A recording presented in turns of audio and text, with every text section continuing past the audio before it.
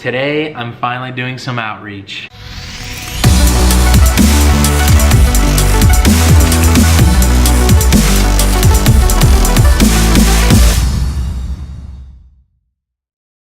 Hello everyone and welcome to The Ascent. I'm your host Steve Campbell.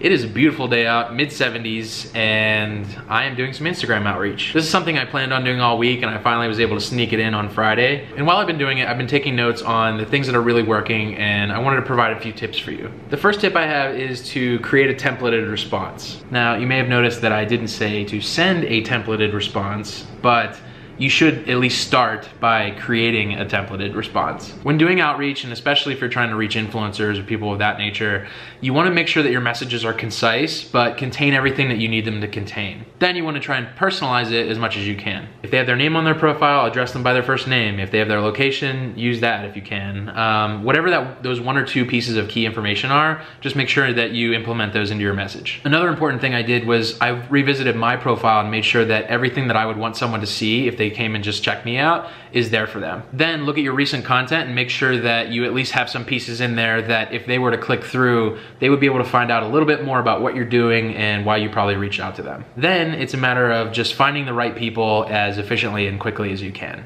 Instagram search is a great starting place, obviously. I just went there and I typed in videographer and hashtags like that. When I found someone I wanted to reach out to, I would either comment on their most recent photo or I would follow them and send them a direct message, which a lot of people would take as an automated response from a robot if my templates that I were using weren't personal. Then the other interesting thing is once you do follow somebody, Instagram drops down the suggested users box, and so I was able to find a lot more accounts that way just quickly and easily. Adjust your strategy as you go.